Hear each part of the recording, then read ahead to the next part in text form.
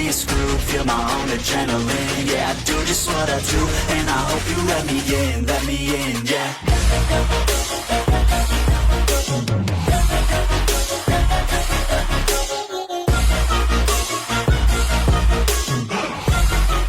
Hello and welcome back, fellow anime lovers, to Cypherfics. I am delighted to have you join us once again in the world of fanfiction and fantasy. This is the third part of, What If Issei, Rias enter Hazbinhotel.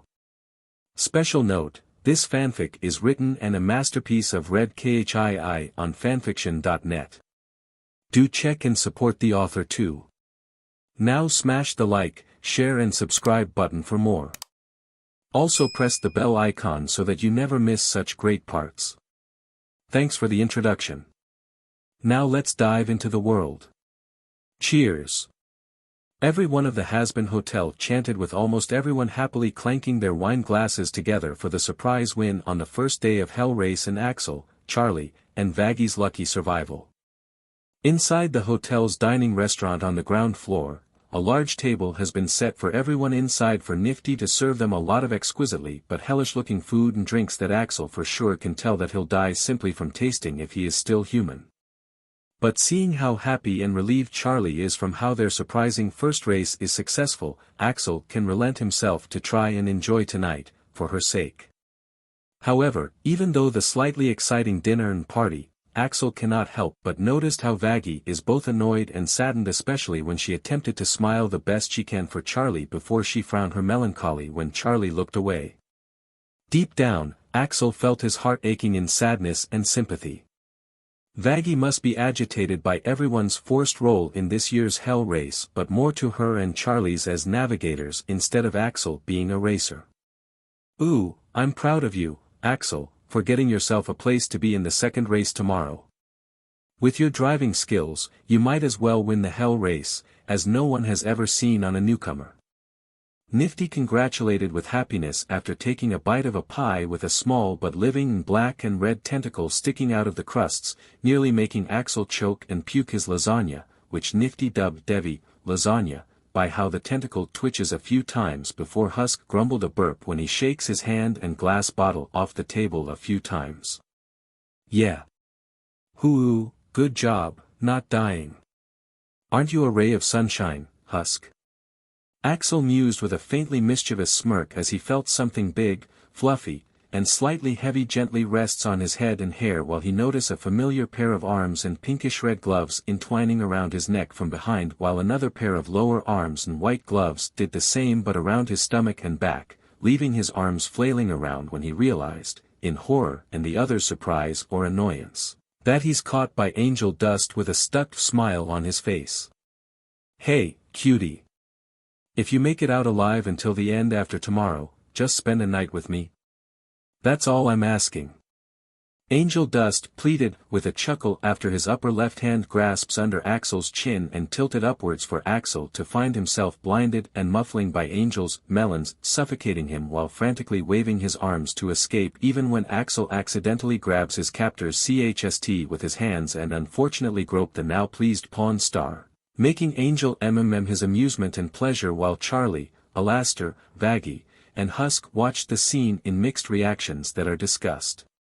Irritation, and distraught, with the former shielding Nifty's eye and ears with her hands again by the confused scowl on the young girl demon's face. Oh, harder, Daddy, Angel chuckled with a devilishly stuck smile. Angel. Get your hands off Axel. Can't you see you're suffocating and making him uncomfortable?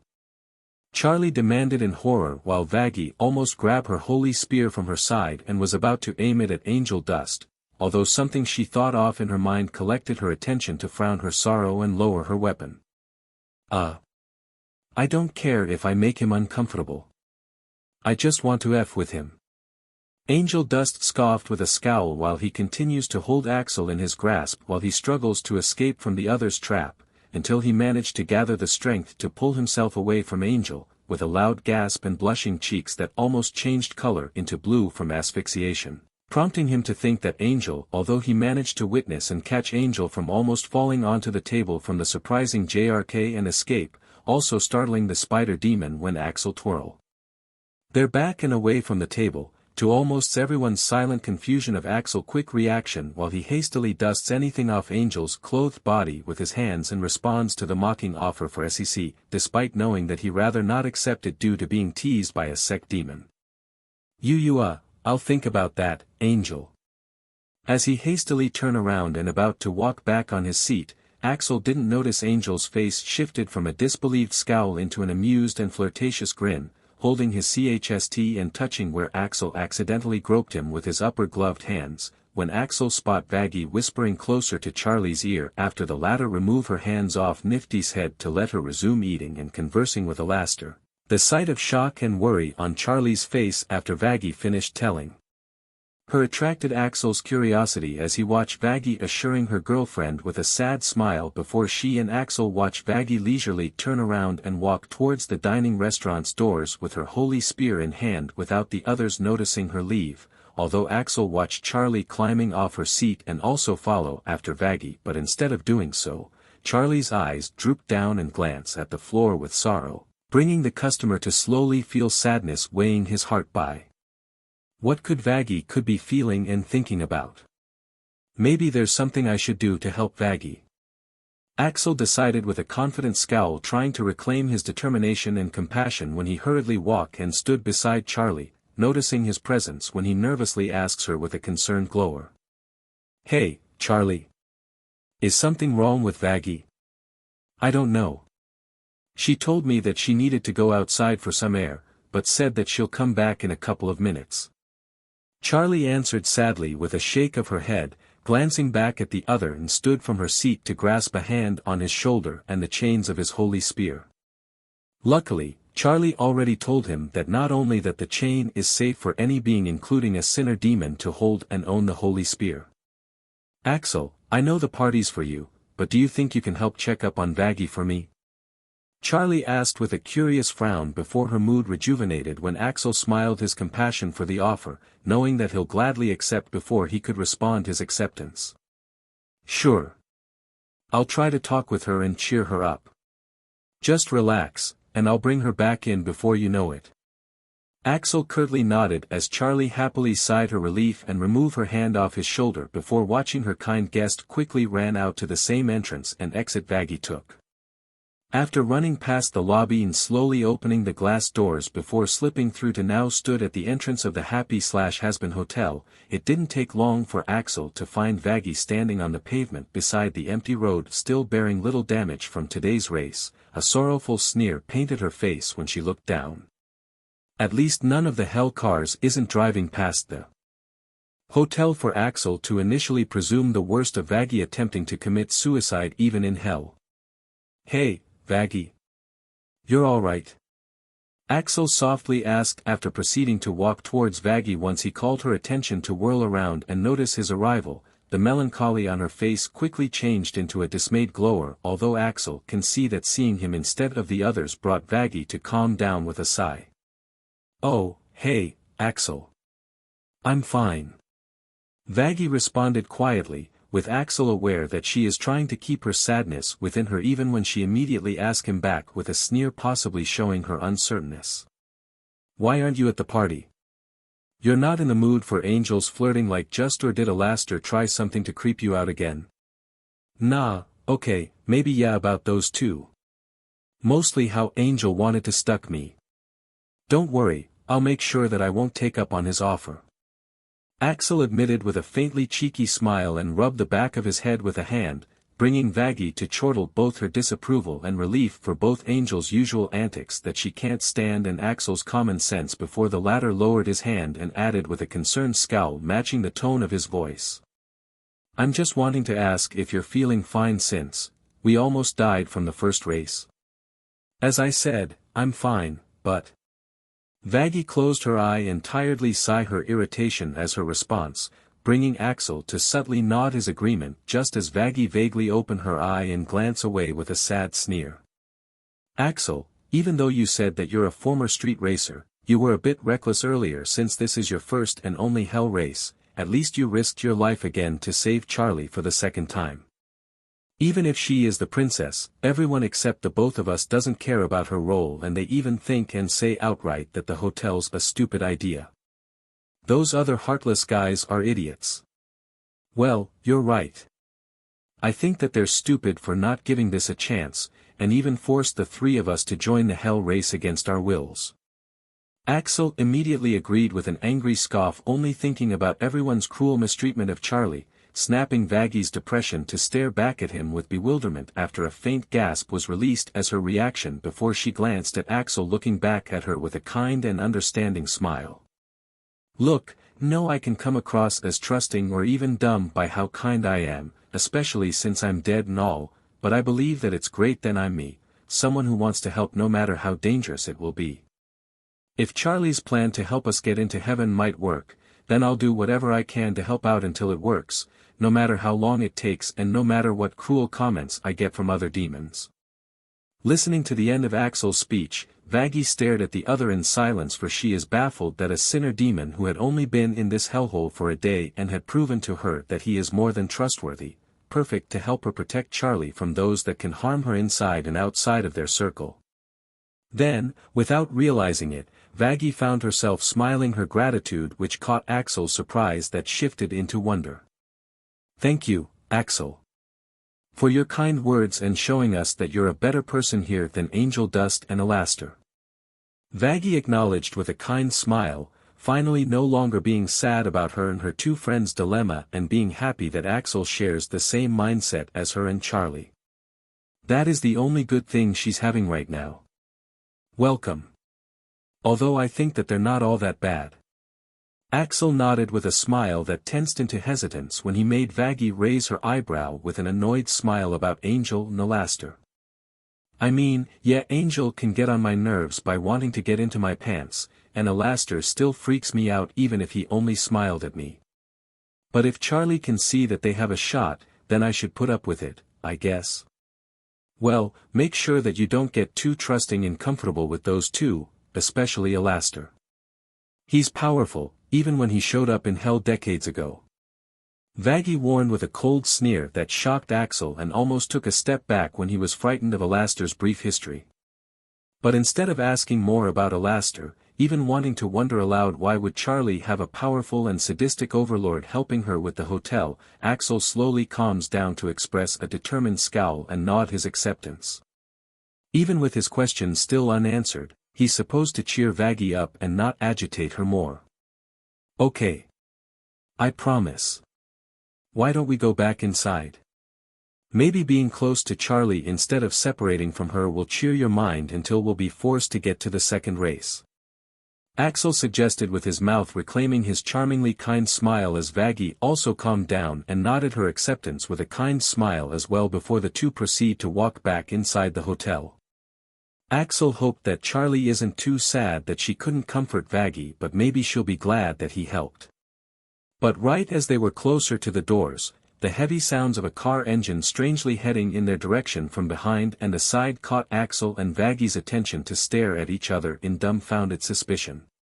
Until Vaggy's eye widened in horror when she looked over Axel's back, caught his alarms to hastily whirl around, also alarming him in fright, and both swiftly leapt away in such strength as if they almost fly away only to fall and land on their feet just as the heavy sounds of glass shattering and large knocking on concrete again attracted them to see, to their dismay, that a car that would have hit them from driving over the road instead slammed itself at the entrance. The debris of the damage it caused laid over and under the car gives the impression of a drunk car accident.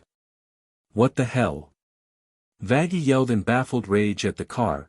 Holding her holy spear, she is planning to stab the driver for creating that heavy mess and attempted killing at them, although she took only one step towards the vehicle when she heard Axel calling towards her and stopped her from advancing. Vaggy, wait. Don't get too close. What the hell was that? Why did that car try to hit and drive at us? Axel wondered in disbelief for what just happened, as he and Vaggy watched the car slowly reverse with the little number of bricks that landed on top of them from the crash slowly falling off from the sides. Although, right as the car went into reverse and he could have sworn he noticed right before it crashed through the Happy/Hazbin Hotel's entrance, Axel realized something peculiar about the car from looking at its appearance. That's a Buick Riviera with machine guns. Suddenly, from remembering something about that car, Axel froze in aghast. Vaggie, run! That's...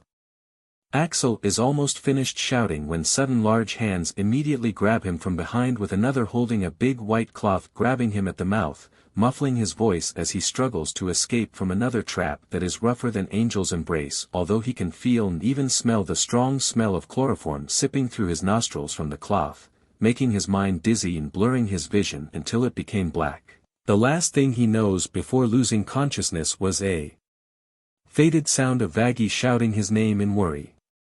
Axel. Hey! Wake up, you little prick.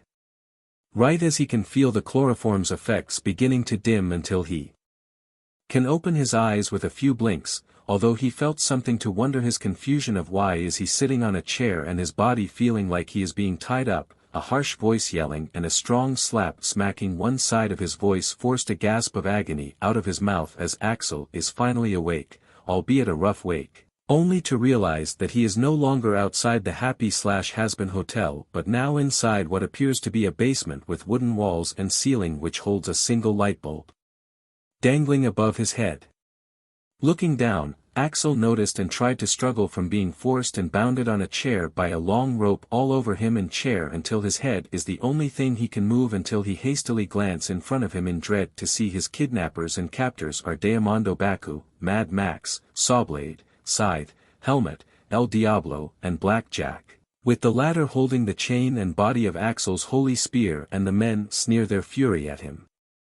Unlike earlier from the race, Diamando wore a black double-breasted suit with peaked lapels over a white dress shirt, white patterned necktie, and black LTHR Oxfords. Axel was right, to his horror. That was El Diablo's car that tried to ram him and Vaggie over. I hope Vaggie and everyone's alright.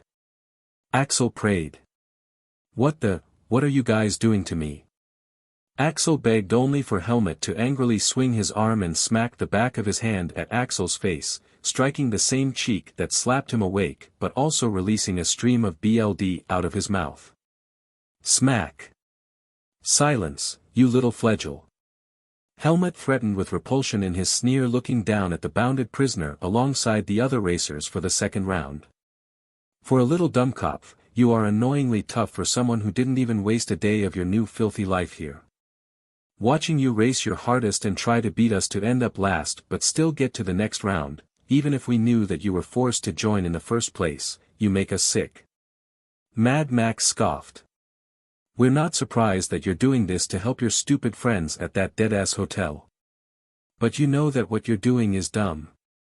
Scythe coldly remarked, as his words brought Axel to first react with a blink of his red eyes in shock before he snarled in anger, trying to be brave even when he knows he's going to get killed by these unfair hell racers.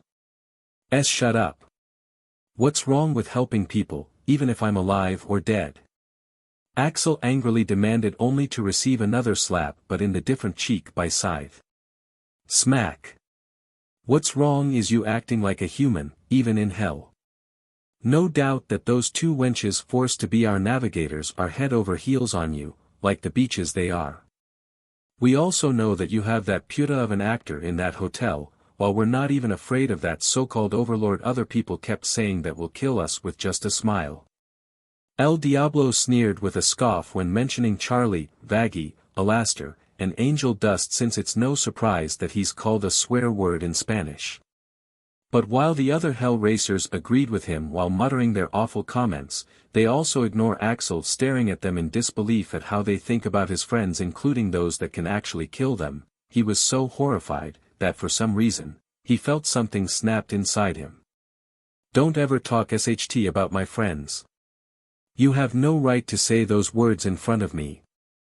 Axel yelled with such wrath that surprised the others who noticed his eyes are burning red until it's nothing but glowing red with an iris and pupils, and his body is strangely starting to release mists of fire that immediately burn the rope all over his body. Even if you people don't care about her, Charlie deeply cares about her people, especially those who she wants to save from getting killed in this stupid race. If you all can't see how strong she tries to help and save everyone from that, and even heaven and the killer angels, then everyone in hell, including you guys, are blind and stupid. As soon as he realized that he somehow got himself unbounded from seeing burned pieces of the rope now littered under his feet and the chair, Axel wasted no time swiftly kicking himself off the chair and screaming his ferocity when he tried to swing his arms and hands, now releasing his fire powers and throw his flames at either of the racers now trying to dodge from the madman's fire, mostly Blackjack, since he noticed that their prisoner is trying to take his holy spear back from Blackjack. As he managed to slide away, one somehow found an opening the moment Axel angrily sprint towards him. Bam! Axel wheezed his agony when he received a swift punch that knocked almost all the air out of him before he was roughly slammed onto the floor. More BLD was coughed out with a choked scream when Axel felt that his strength immediately felt weaker to weakly struggle against Mad Max's hand holding him down by gripping against the back of his clothes. That's what you get when you deal with your superiors. Hey, boys, how about we'll deal with this loser until he'll forfeit the race? Mad Max suggested aloud towards his allies, shocking Axel to release a strangled gasp, but what he received cannot help him struggle and squirm his escape from their future punishment. It'll make it easier to know who the real winner for this year will be.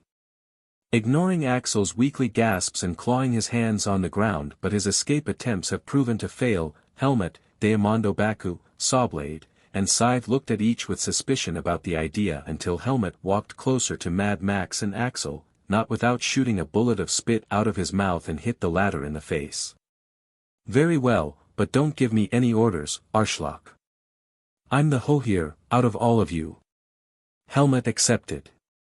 Axel can feel Mad Max removing his hand off his back, but he was unable to scramble away when Helmet boldly kicked his booted foot at Axel in the side before he immediately stomps his foot at his back and legs until the BLD has been spilled out of Axel's weakened form and onto the floor. As soon after Helmet spent a long amount of time to finish tormenting Axel, the others did not hesitate to take their turns by either punching and kicking his face and body, and even flung his deadbeat and BLD-stained body all over the basement like a rag doll, staining the walls with more of Axel's BLD while he cannot feel his entire system to not even twitch a finger and only laid roughly on the floor. But unlike some like Helmet, El Diablo and Sawblade who ruthlessly continue until Axel can feel his bones are broken, Mad Max and Diamondo Baku appear to be holding on from beating him down. The one who has yet to torture their fellow rival is Blackjack when he stared at Axel's holy spear before back to the owner who should be dead all this time. Perhaps this one can do the deed. What about we'll do more than deal, and simply end him, for the hell of it? Blackjack suggested while gripping his hands on the body of the holy spear tighter and walked towards Axel's body lying CHST against the BLD-stained floor and his BLD-caked face resting on his left cheek. His red eyes are squinted and too weak to even blink them wide open to notice the burly racer standing in front of him slowly dead body, holding his holy spear over his head, ready to swing it downwards and ready to quickly stab the holy blade through his heart from the back. And no. Axel wanted to mutter just one last word and beg for everyone to stop their hellish tortures, but he felt his consciousness starting to grow heavy and fade into black, forced to listen to one last word from his last killer. Say goodbye, angel killer. Hey, kid. Through the excruciating headache and feeling his body is still aching from the other racer's abuse, although he slowly realizes that the pain is strangely reducing inside his system, Axel groaned his pain after hearing a familiar male voice calling to him with a strangely confident but reassuring tone in front of him. At the same time, he felt he is lying onto something unlike a floor and making him float up and down like a creature is holding him.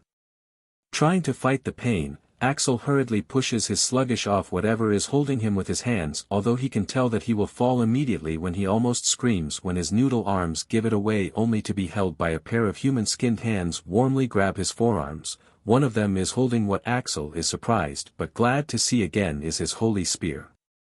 Shakily, Axel raises his head and is about to thank his savior when he looks at his face and confident smirks to realize who it is, which further surprised Axel to almost gasping his shock if not for his painful punishment. "Riser? What are you doing?"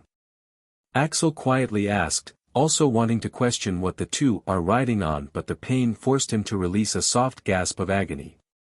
What he could see from peeking under him is a bright green and black skin. Do you really think Riser doesn't have the heart to help someone, even a lowly sinner demon about to be killed right before he was about to race through victory? Riser teased with a laugh but held himself from giving the other a misunderstanding that could ruin his image. "Well, I would have been like that, if not for a dragon emperor. But even Riser has a heart to help, just rarely. Anyway, Riser isn't the only one saving your butt."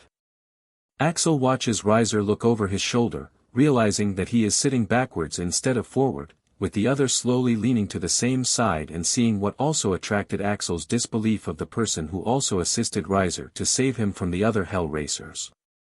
Other than the other identity, Axel can see the back of the creature the three are riding on through the empty part of the pentagram city. Jackson kills, and RedKHII.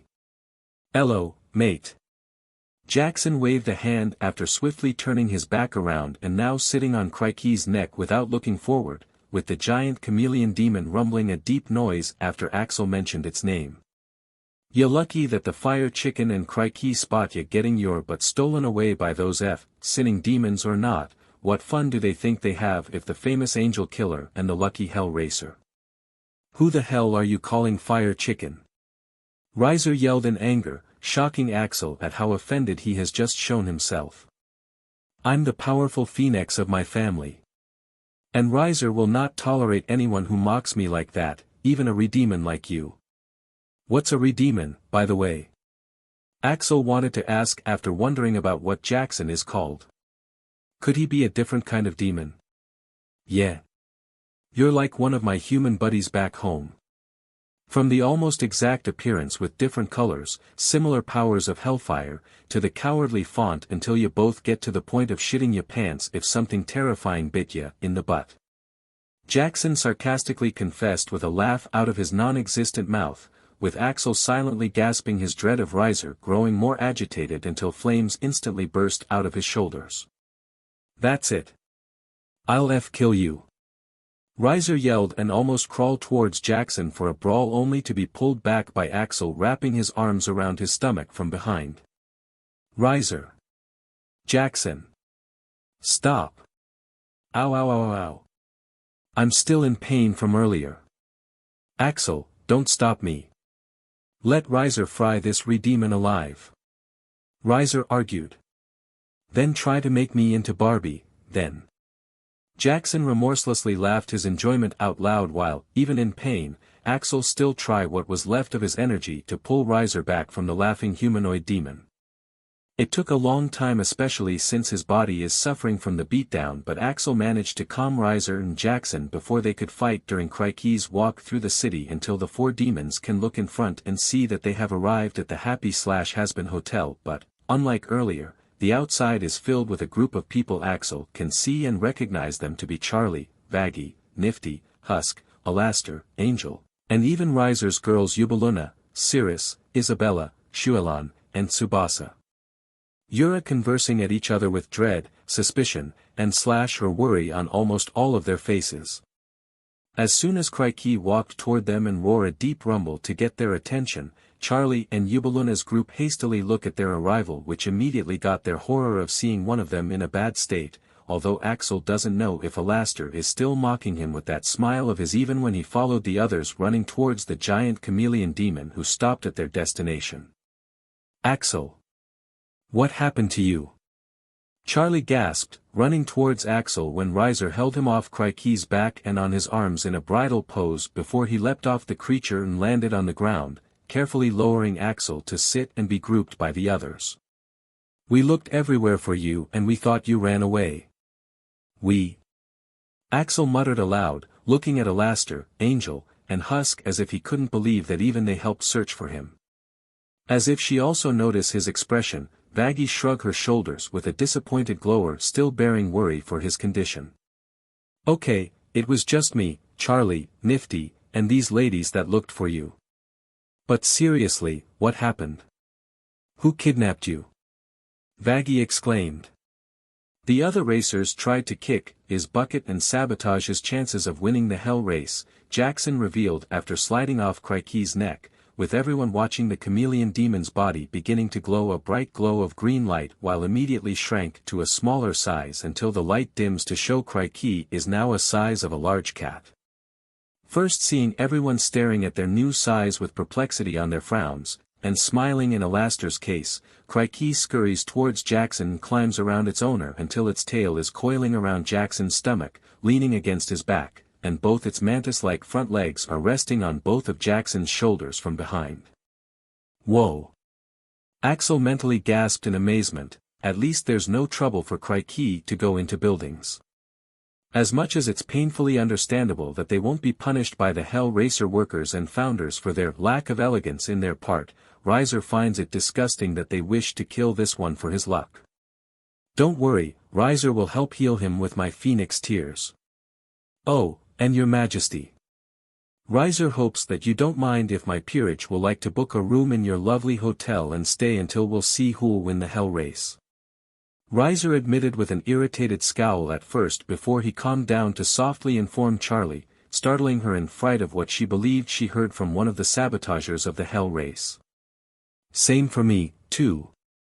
Even if we're redemons, RedKHII wanted to try staying in a hotel made for demons wanting to go to heaven. I can help recommend this to some of my best mates back home, if the services are cool. I can bloody guess and tell that my best friend will love to visit here. Jackson raised a hand for his proposition with RedKHII also accepts by releasing another rumbling roar out of its opened mouth. Oh, of course. That all right. Thank you both for your cooperation. Charlie hastily acknowledged, trying to hold the urge to be happy that more people are going to stay in her hotel when one of her customers, and now valued friends, is wounded. I'll have one of my friends get your rooms ready in just a minute. Take your time. Your friend needs his to comfort him more than we do. Riser shook his head and nodded at Axel still sitting on the ground and bleeding from his wounds, weighing Charlie and Vaggie's hearts heavier for the two to kneel closer to his sides, and the former apologized with tears streaming out of her eyes and flowing down her cheeks. Axel. Are you alright? Please tell me you're fine. I'm sorry. I'm sorry. I think I'm the one to blame for you getting kidnapped and almost killed. And worse, Vaggie would have got in the same situation too. Why yeah, don't worry, I'm alright. And it's not your fault. Axel reassured with a sad tone but tried to make his plight go away with positivity by cracking a faintly happy smile and forcing a chuckle out of his throat. Heh, at least I'm glad that I'm not dead again by those guys if it weren't for Riser, Jackson, and RedKHII. And bonus, you guys are safe. As much as they know that he's trying his best to be happy for their sake, Charlie and Vaggie continue to feel saddened and horrified that he had to suffer a terrible fate just because of his luck ever since he got here. What you should also be glad about, my dear boy, is that you didn't deal with those weaklings Vox and Valentino. Because they won't live if they figure out that we don't take kindly to those who touch our stuff. Alastor said with a chuckle, although everyone noticed that his voice turned slightly deep and hissing some malice when he mentioned Vox, while Axel noticed Angel Dust looked away and gripped all four of his forearms with a painful sneer when he heard this Valentino's name.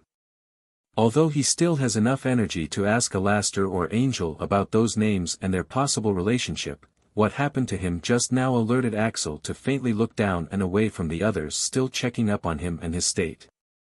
Guys, I've made up my mind. Axel coughed as loud as he mustered, astonishing everyone by seeing the most anger and determination they have ever seen in Axel's face when he declared to everyone. I'll win the hell race for us, and stop the other racers from doing everything they can force themselves to do their fun, including trying to kill us. Even if it means I must kill them in the second race. Axel. Are you still feeling fine? You know you don't really have to take part if you want.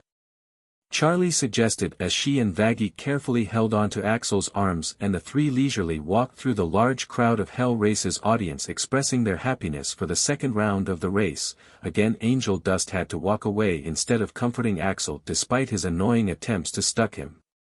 Although a single vial of Riser's Phoenix Tears has managed to heal all of the wounds that the other racers brutally inflicted on him, Axel still gives off a few signs of the impression that he looks unwell to not even run from his slow and sluggish walk, his eyes have a tint of bags underneath, and his slight fatigue expression.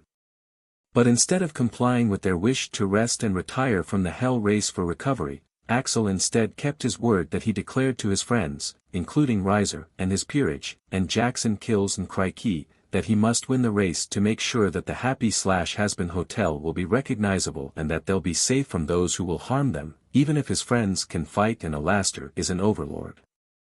Knowing that Charlie and Vaggie remain persistent to help him with their sincere worry, which he is grateful for, Axel must do something or else they'll receive more than just public verbal humiliation and vandalism from the other sinner demons. As the three continue their walk, since the race won't start in another half an hour, Axel, Charlie, and Vaggie noticed something peculiar heading their way. They stop their tracks and watch in puzzlement a familiar sabotager walking towards them while the other audiences back away from him and his steed when the latter continued to trot without care until it stopped in front of the confused three, attracting the rider's attention to look up at the children, leaving his horse resume sniffing at the ground or around the area. "Hey, little dude." Stryker greeted, his smirk faltered into a suspicious sneer from noticing something about Axel. "You look like you've been beaten up like cattle. Think you can keep up with the race in that state?" "Why, yeah. I got some trouble last night. But I'll try to get going. Don't worry, sir. I'll make sure that I won't get killed by you or everyone in this race."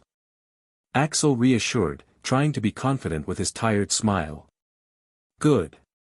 It'll be great to see you continue until you're dead, but I love to see you try to win, little man.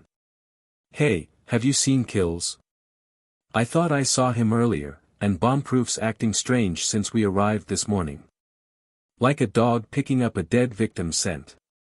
Stryker nodded, his attention changed from Axel, Charlie, and Vaggie to his horse when the four watched Bombproof resume sniffing and smelling to look for something. Once the four noticed Bombproof stopped smelling after lifting its head off the ground, the horse immediately looked back at Axel, Charlie, and Vaggie in neigh to catch them and Stryker's surprise just as they heard a familiar deep rumbling noise vibrating behind the former three, alarming them to hastily whirl around with Charlie and Vaggie ready to catch Axel if he were to fall onto the ground due to his slow recovering of his strength that he almost lost last night, just as the five including Stryker and Bombproof watch the air that initially shows nothing but the surroundings instantly shimmer in the light and materialized, alarming the passerby demons to hurriedly back away from noticing the shift of colors, into a familiar, giant Jackson chameleon demon standing beside the group. But instead of riding on its steed's neck, Axel, Charlie, Vaggie, and Stryker noticed in bewilderment and dumbfounded annoyance seeing a familiar, living body sticking his clothed butt and legs out of RedKHII's closed mouth with a few shakes to show that he is still alive instead of being eaten alive. "Hey, Strike. Hey, kids. Don't mind me, I'm just cleaning RedKHII's teeth and mouth with a large supply of mint. I'll join you guys in a sec." A slightly muffled voice spoke in childlike and careless happiness inside RedKHII's mouth. "Kills, you look like you're going to get eaten alive with your goddamn pet. Wanna come out of there?" Stryker scoffed after sliding off Bombproof's saddle and back before joining Axel, Charlie, and Vaggie's side to stand behind Jackson's legs and RedKHII. "Nope. I'm good. RedKHII won't eat me. Right, boy?" Jackson assured as the four heard RedKHII purring and slowly nodding its agreement, managing to hear Jackson giggling what they could hear as, "That tickles." With a tired sigh, Stryker slowly walks towards Jackson's butt and holds his hips with his hands. "Boy, help me pull him out of the mouth." Stryker turned his face to the side and looked at Axel for assistance, startling him and the two girls but the latter too hurriedly removed their arms off the former to slowly walk behind Stryker, wrapping his arms around the other's back and stomach, and both proceed to tug their attempts to pull the other out, trying to ignore Jackson screaming in dread and anger. "No! Axel, don't let Strike pull me out. Mummy, why are they doing that in public?" Axel and Stryker heard an innocent child's voice asking behind them to hastily look over their shoulders when the two, Charlie and Vaggie, notice everyone is now watching the scene, with everyone reacting in either baffled disgust or crude amusement when they see Stryker standing inches closer in front of Jackson's butt while Axel is embracing Stryker, to the two's embarrassment and horror when they realized what the others are seeing before Stryker glared back at Jackson and RedKHII in anger. "God damn it, Kills. Get out of there. You're making everyone think that we're each other." Stryker grunted and hurriedly increased his struggles to tug and pull Jackson out of RedKHII's mouth, but everyone can see that the giant chameleon refuses to spit its rider out. "Make me, beach!" Jackson yelled. With an irritated growl, Stryker wasted no time to grab both his holy pistol from his holster with one hand and Axel's holy spear with its tail, startling Axel, who almost fell against Stryker, while Charlie and Vaggie continue to watch the confusing scene in dread for Axel's recovery state. "You better come out, or I'll shoot and stab both our holy weapons in your butt, Kills." Stryker ordered and pressed the barrel of his holy pistol against one side of Jackson's butt, now terrifying him to scream inside RedKHII's mouth and frantically wave his legs in different directions. "Okay. I'll get out. Please don't use the holy weapons. RedKHII, spit me out." Quickly upon command, RedKHII opens its mouth and moves its tongue where Jackson's body is resting until everyone watches the faceless humanoid hunter demon slide and fell off the tongue before landing his butt and cross-legged on the ground, crossing his arms against his chest when Stryker, Axel, Charlie, and Vaggie heard a mutter from the possibly pouting man. "Traitor. Why don't you get ready? We can't start killing and having fun with the race if you stick around like a hog, not realizing he's about to get slaughtered." Stryker sighed his annoyance at Jackson's childishness and turned to face Axel once he quickly removed his arms and stood away from the cowboy imp, feeling Charlie and Vaggie holding his arms again for his state while they glower their concern on Charlie's face and anger in Vaggie's for the cruel suggestion. Sure. Take care, mister. See ya, Jackson." Axel could only respond with an uncertain smile before he was gently led away by Charlie and Vaggie to walk away, but he managed to hear Jackson quietly wave back after parting ways. "See ya, kid. Good kid." Stryker mused, his cruel smile focused on Axel, although he is a bit disappointed with something other than his current state. "A shame he's going to die as a boring man. Humph, so you're still stupid enough to come back for the second race. We all thought that the beating we gave you will stop you from even showing your disgusting face here, if not for those two sabotagers ruining our fun." A familiar voice coldly scoffed in front of the three when they stopped walking and looked up to see, in their anger, with Vaggie expressing disgust, who but El Diablo standing in front of him with a repulsed scowl, and Diamando Baku standing beside him. At least the others such as Helmet and Black Jack aren't with him right now, to their relief. "No way. After what you did to me, and what you said about my friends, I'm not giving up and running away between my legs. At least Vaggie told me how you treated her even as a navigator at the first race, because I'll kill you and the others with my spear if you even think of beating and calling ill of her." Even if he's still sore from last night, Axel remains bold and confronted one of his assailants and competitors in anger without care that his anger and words immediately vexed El Diablo to widen his eyes in rage. BSTRD.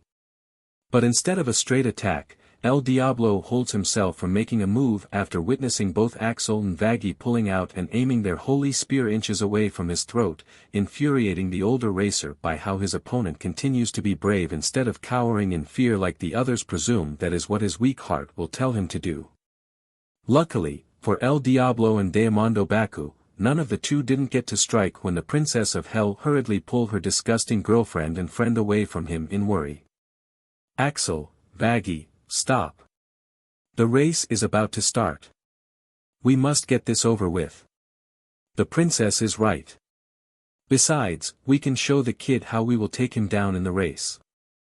Listening to Diamando informing him regarding the race, that he'll make sure that the newbie will die today, El Diablo back away and proceeds to walk away to where the race will be, not before reluctantly looking over his shoulder and glaring at Vaggie in exasperation. Come on. Vaggie sneered at her fury for her partner's cruel words as she watched him walk away from the three, although she felt a different hand softly resting on her shoulders to catch her attention and see Charlie holding her right shoulder and Axel with her left. Both had a sad scowl or smile that she could mentally translate. They wanted to say, "Don't worry, Vaggie, ignore that, but we can survive this together," and so on, which made her a bit better when she could only respond with a silent and sad smile. And so, after waiting for another few minutes, the audience hurriedly gets on their seats while they watch the now 8 hell racers get on to their race cars, surprisingly Axel that the damages each car received from yesterday have been rebuilt to as if it has never happened, although Axel and Charlie noticed that their Chevrolet Camaro ZL1 has been placed in the back as last place instead of being in fourth. But instead of asking and wasting the others' time, Axel glared at the other racers with his attention spotting Helmut's Plymouth GTX parked in the fourth place with the driver subtly sneering back at him before entering the car alongside Veronica. Of course, he did that. Axel scorned in anger when he took his seat in the driver's while Charlie put on her seatbelt beside him and softly grabbed Axel's hand before he could grab the lever, alarming the driver. "No matter what happens, the three of us will make it out alive," Charlie assured with a tender frown, seeing Axel initially puzzled at first before a smile reclaimed the confidence on his face. "Yeah. And we'll save Vaggie." Axel and Charlie nodded to each other with their smiles before both are ready to survive the second of this hellish race. Just like yesterday, a winged demon woman lifted her black and white checker-painted wings and waited until the light flashed green to fly off and alert the other cars to hit the gas to start their second race, with the sabotagers immediately kicking themselves to pursue after the racers. Luckily Riser and Yubaluna are flying with and without their fire wings instead of using a road roller, just as Wally Wackford announced to the crazy audience. I say, let's get ready to racing. What's the nobody's place right now?" Scythe demanded Tsubasa with his attention only on the road since he and Sawblade are combating each other by speed and strength via ramming at the sides of the cars for first place until they'll get to the first weapon checkpoint. Unaware of the driver, Tsubasa first snarled her fury for his actions toward that kind sinner demon before she hastily looks outside the open window, even by hastily sitting on the passenger window without fear of falling over at such speed, taking a note of the racer's position to see that, other than Sawblade still driving door against the door for first or second place, Diamando Baku is currently fighting El Diablo for third place. Helmut, Mad Max, and Black Jack are almost racing against each other, and Axel is pursuing after them from last place. "Axel, please beat everyone here." Tsubasa mentally prayed as she managed to witness Mad Max slipping past Helmut and Black Jack and drove past Baku with a turn to now sped closer beside Scythe's other side. Noticing something, Tsubasa hastily slipped back inside her seat just as she and Scythe grunted in pain for Mad Max also ramming his side of the car against Scythe's, now in a sandwich between Mad Max and Sawblade's cars. Luckily, the three noticed that they have reached the first weapon checkpoint. Now it's time for goodbye. Veronica laughed in cruel delight as she pressed the buttons for Helmut's MG-34 guns and GEM-134 minigun to immediately start firing all at random, hitting not only the other cars in front of them that quickly disperse from each other after getting hit by some of the bullets' directions, but also Axel and the sabotagers who notice and also dodge and evade the single minigun at the back of the car, changing firing positions and shooting at them simultaneously, at the same time, manually operating a Browning M1919A4 machine gun fitted with spade grips and a turret shield at the top of the car. Other than Helmut, Sawblade and Black Jack also instantly use their weapons and shoot at the other cars for dents and broken windows to alter each car's appearance, with Sawblade's 1972 Ford Gran Torino Sport using the dual pair of M249 machine guns hood-mounted along the passenger side, a Browning M2 HB machine gun in the rear, similar to Helmut's arsenal, While Black Jack's 2012 Dodge Ram 3500 dually truck has two side-mounted M61 Vulcan cannons, for Browning GAU-21 machine guns mounted onto the hood and four RPG-7s and M136 at 4 bazookas on the roof. Ahahahaha. Sawblade howls his maniacal laughter while watching all the bullets from his guns flying and hitting the other cars, but not enough to make them explode into bursts of orange flames due to the heavy machinery as their protection. As he managed to pass Scythe to end up in first place, yet still wishing that he can shoot the nobody hell race when he can see a glimpse of his Camaro speeding up and end up in fifth and slowly going to fourth place, Sawblade and Cirrus heard a loud engine noise ringing above their heads instead of beside them at the ground just when the two notice a colossal, mechanical blimp bearing golden, pinkish red, and black colors, cannon guns all over the sides, and a large TV screen at the side. Facing the entire Pride ring showing a face of a black and yellow snake demon that has pink eyes alongside multiple other eyes on his black and yellow cobra hood that looks like long hair under a black top hat with a living pink eye and sharp teeth, more eyes all over his large tail and another eye on his chst, sharp teeth for his mouth and sharp teeth for his mouth, and wears a gray coat that has yellow vertical stripes, a yellow shirt underneath, and a black and yellow bow tie. Even while they continue to race each other, every racer and navigator stared in bewilderment at the unexpected demon while Axel noticed Charlie is tensed with a guilty scowl, as if she knows the snake demon. Ahahaha. Hello, citizens of hell.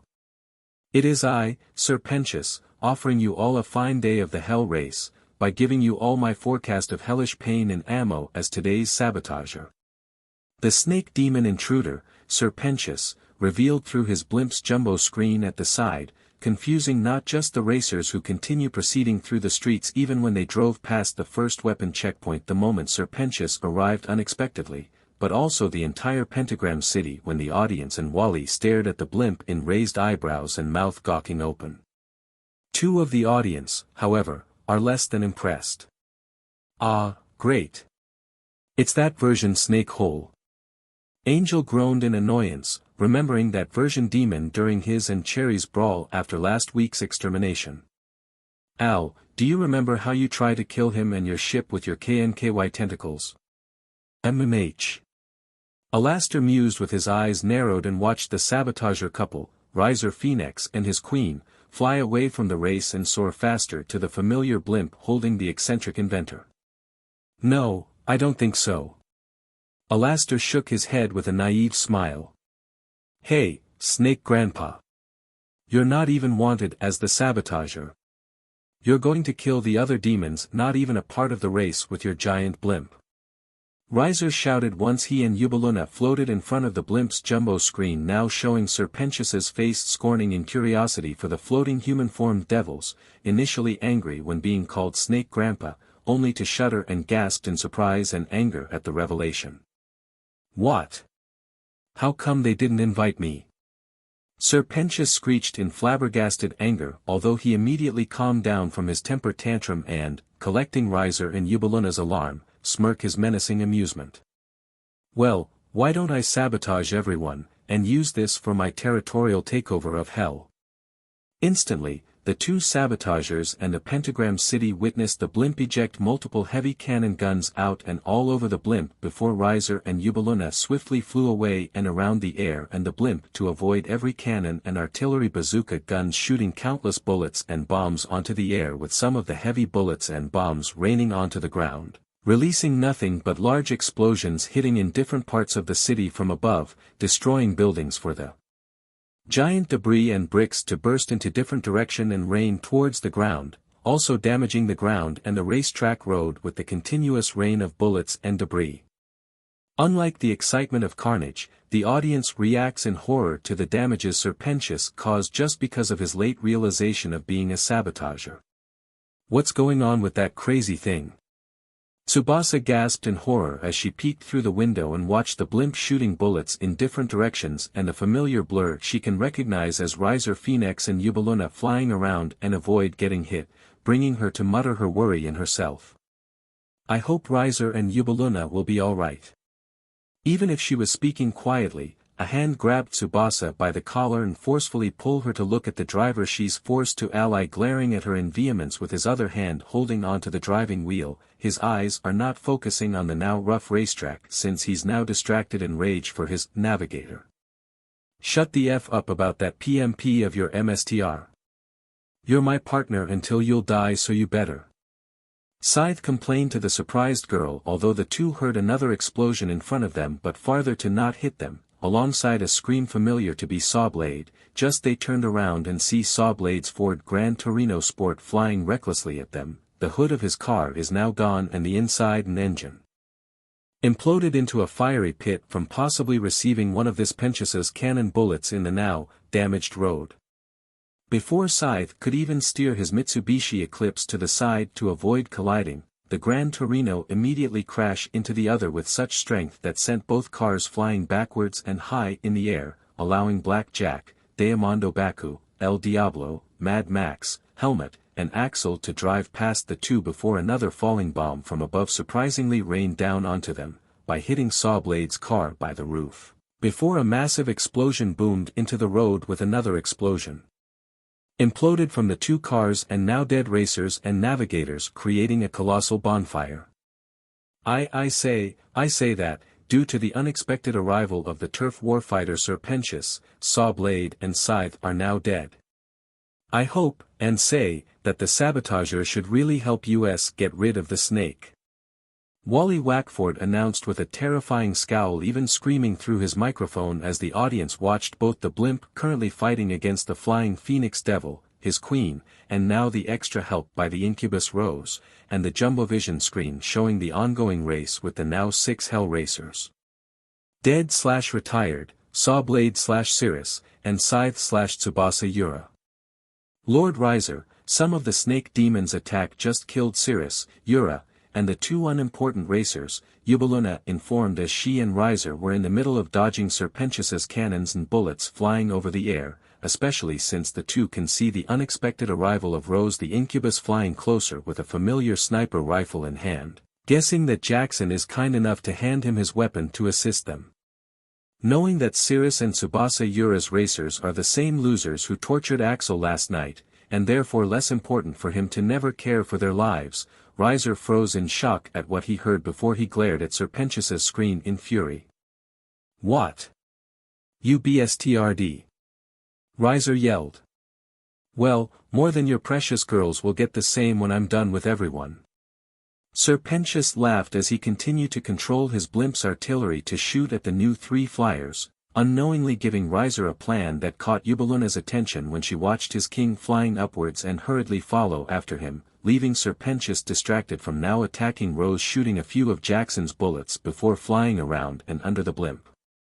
As the two now hover above the blimp, luckily don't have the cannons and guns to shoot upwards, Riser managed to whisper his plan closer to his queen, who immediately agreed without a word, with Yubaluna raising her arm and scepter upwards and over her head. Once a gigantic purple ring of energy and light manifested all over the blimp, automatically ceased itself from shooting more bullets and destroy the pentagram city. What?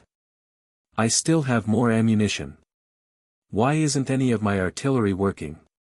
The blimp screen showed Serpentius frantically pushing buttons and waving the levers up and down in rage, perturbed that no bullets have released from the sudden sealing magic Yubaluna cast, allowing Rose to hurriedly fly away and join her and Riser's sides. Conjuring 2 giant ball of fire while his fire wings grew larger than before, Yubaluna and Rose watch Riser swiftly fly and descend to the top of the blimp with a furious roar, holding his arms and fire over and behind his head until he instantly lands his feet on the blimp, slamming his hands on the roof for the blimp to explode inside and outside from the impact. Boom! Don't worry, folks. Lord Riser Phoenix has successfully dealt with Serpentius. The hell race will continue, even without the sabotagers, ever since the unexpected arrival. Wally assured with a startled smile as the audience sighed in relief from watching the now burning blimp plummeting towards the ground through the jumbovision, although they can guess from the footage where it might land. SHT. Quick, shoot at the other racers. Mad Max cursed his anger for seeing how the intruder immediately kills Scythe and Sawblade by the damage it made to the race from the blimp's artillery, by how the road bursts explosion from each bomb raining onto the ground and the racetrack, bringing him to order Isabella to restart his two Sumitomo Type 62 machine guns mounted on the roof, 3S7T Motive K12 mounted on the hood, and a pair of STK 50 mg at the trunk, right after he and the other racers have driven past the second weapon. Checkpoint. A quick turn to the side and head straight in another few hundreds kilometer will again lead the hopefully small number of potential finalists to the finish line for the final round. Luckily, not only that those two late racers gone, but the sabotagers decided to back out from trying to kill them when that snake demon showed itself up. The bad news, during that disastrous mishap, he ended up in last place with the other racers in front of him, even Axel as the second to last racer. Mad Max. Isabella called in horror, which caught the racer's attention and surprised him to respond without turning his attention to focus on the road. What is it? Noticing her pointing a finger at the sky from the windshield, Mad Max hastily looked forward and his face broken in aghast and anger at seeing the now burning blimp now descending and heading in their direction, which forced him to stomp his foot at the gas pedal as strong as he can to make his car accelerating faster than ever, but it's still not enough for the blimp to land it and crash onto the Ford Mustang, blanketing it from view for a few seconds before another colossal explosion, stronger than the other explosion caused by Scythe and Sawblade's corpses, boomed the entire part of the race. Dead/retired, Mad Max and Isabella. Holy, shoot! Axel cried as, although luckily evaded a split hair from getting caught by Pench's blimp crashing onto the ground, his Camaro was knocked to feel the entire car is being rammed from behind by a massive wind rocketing both Axel and Charlie faster than ever, as if somebody put rockets at the back of the car. After managing to steer his car from the unexpected speed boost to not tumbling to the side and a quick check behind them to see that Mad Max must be dead from getting buried by the blimp's debris, Axel looked back to the front and see that he is now closer to almost pass by Helmet and El Diablo, although the former's GEM 134 minigun immediately shoot bullets at Axel's windshield, with the two ducking after the glass shattered from the minigun's bullets trying to destroy them from the inside. While Charlie hastily controls the 50 caliber Browning M2 HB machine guns, M134 minigun, and M240C machine gun at the car. Axel, we're getting Reacher to the finish line. But there's no way that we can win from Helmet. Charlie cried in worry as she and Axel can see that they and Helmet's vehicles are shooting at each other, while everyone can see that they have finally reached closer to the finish line, with Diamando Baku, El Diablo, and Black Jack already heading closer and will get themselves to the top three. If Helmet joins them as the fourth before Axel, he knows that the German demonic soldier will do more than kill him in the final race. He must do something. Suddenly, Axel had a plan and he knows that Charlie will not like it. Charlie, I have a plan. When I say now, please hold on to me.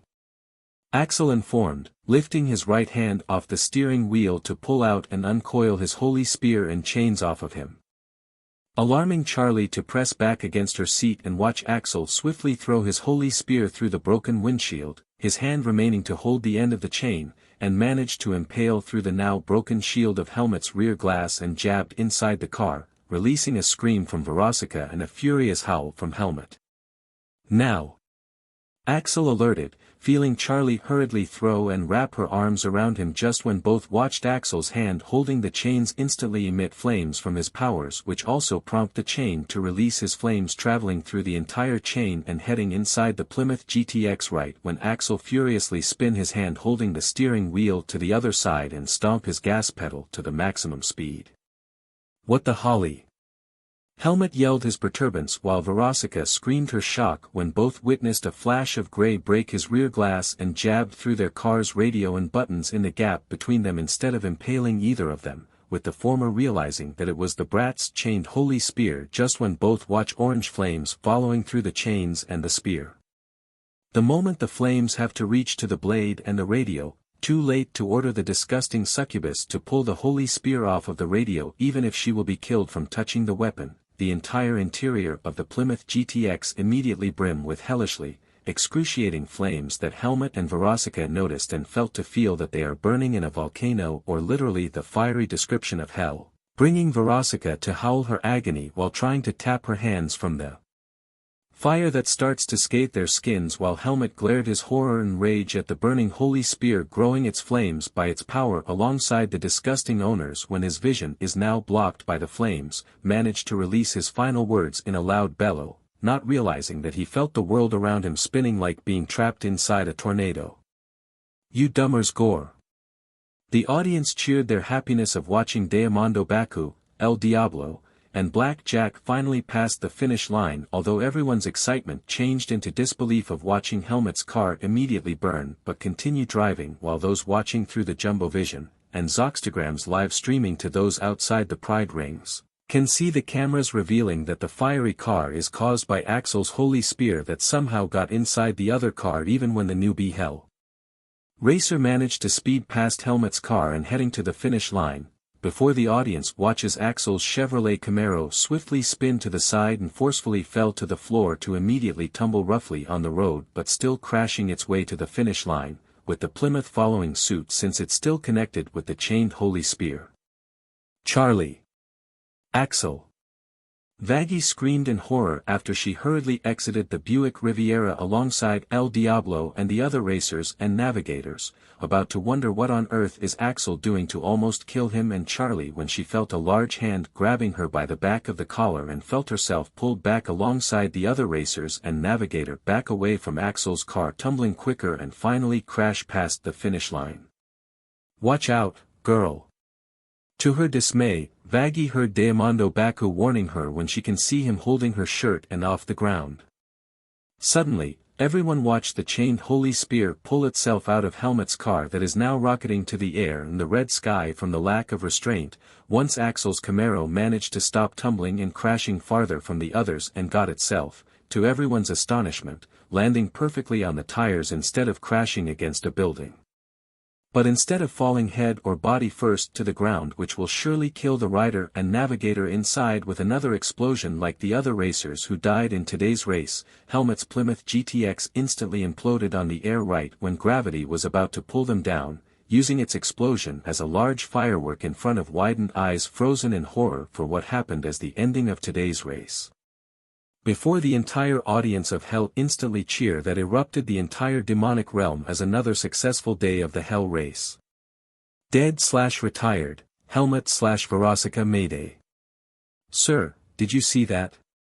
In the IMP building, Moxie initially watched his wife, Millie, cheering her amazement at the surprisingly awesome finish of today's Hell race on the small Hell TV of their office/meeting room before he turned around from his seat and glanced at his boss Blitz. The O is silent, walking inside with a mug of coffee in hand and a tired and bored glower on his face. "The angel-killing demon accidentally killed your ex in the Hell race, ending up in last place for the finals," Moxie nervously informed. "Which one?"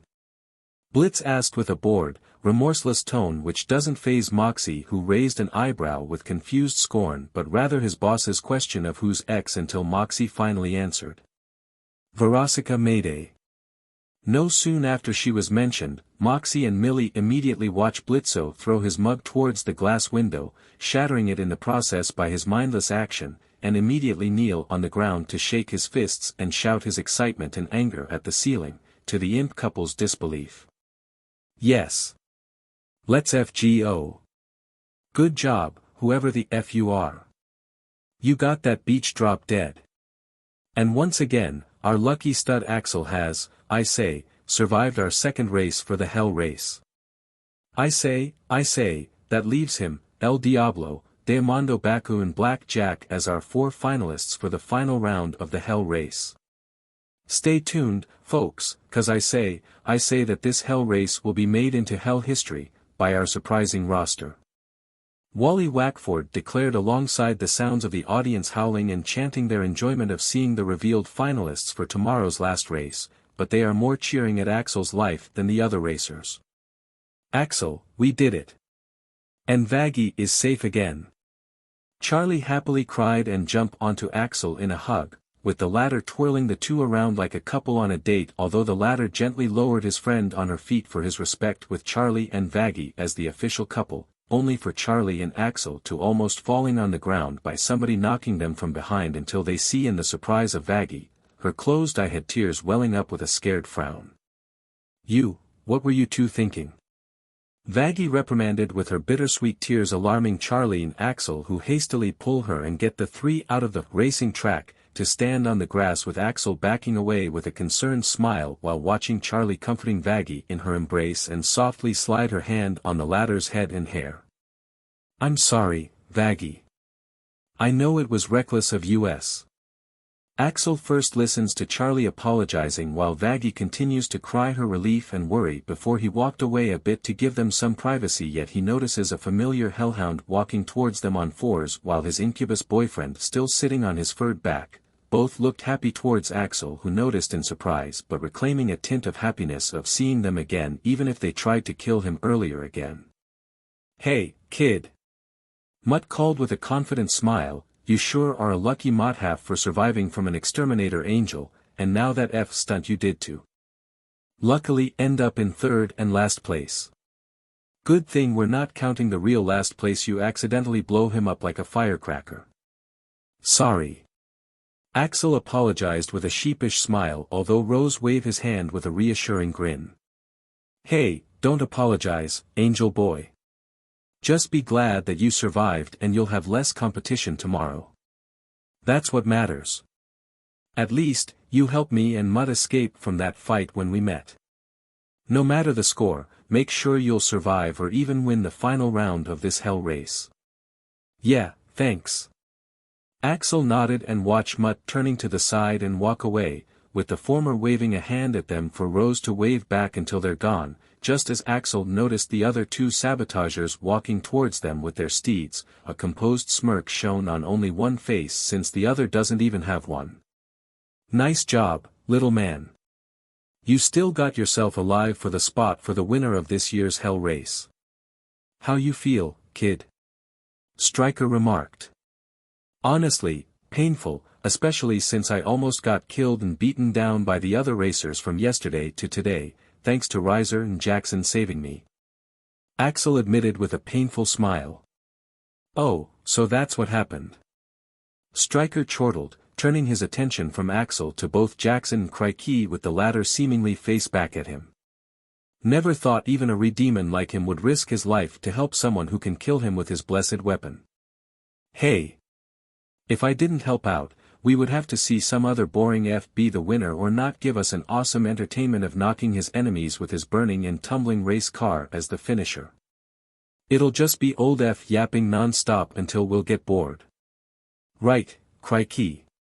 Jackson argued in anger while RedKHII grumbled another noise that could be an agreement on Jackson's side. "So, if today's your last day of being sabotagers, what are you both going to do? You're not going to watch me race until the end tomorrow, aren't you?"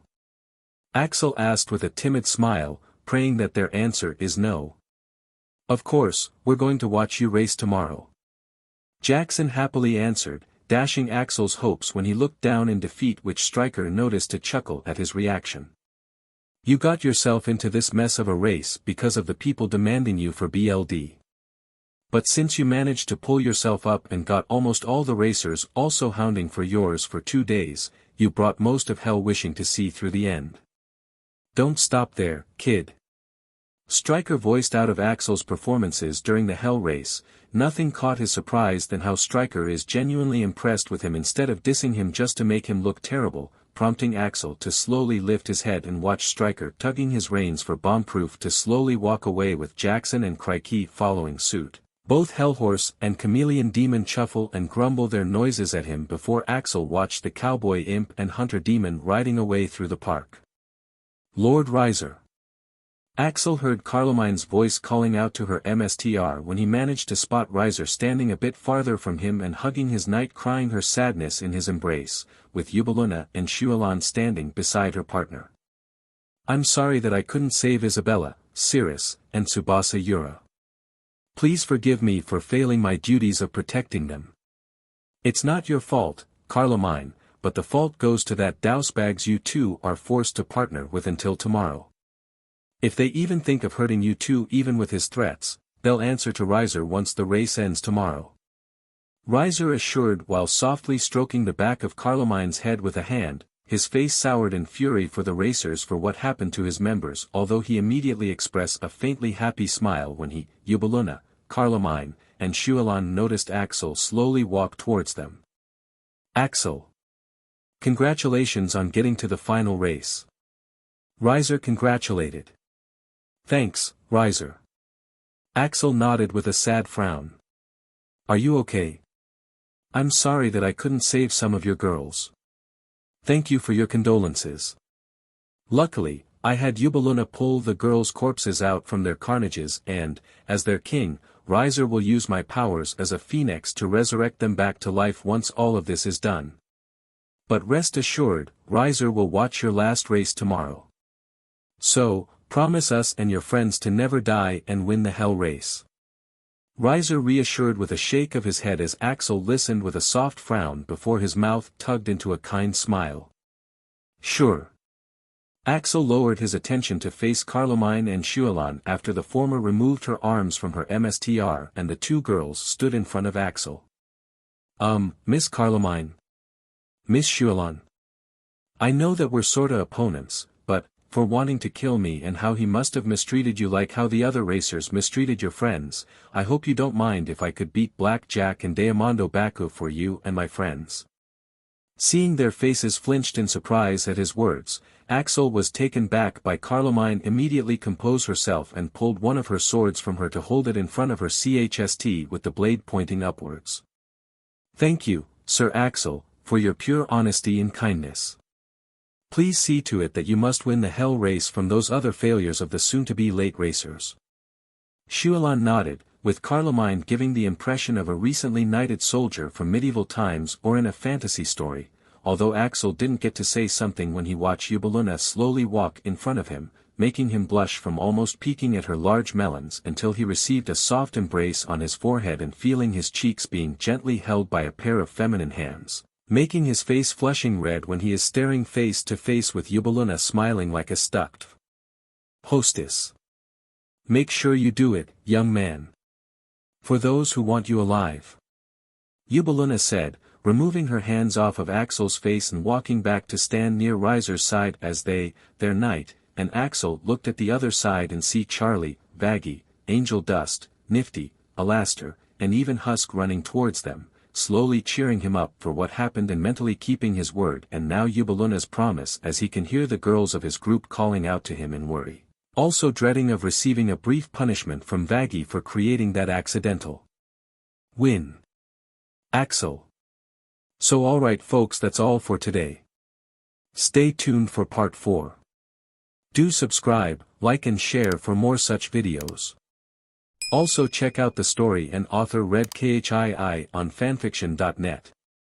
Press the bell icon to be notified first on release. See you in the next video. Till then, goodbye.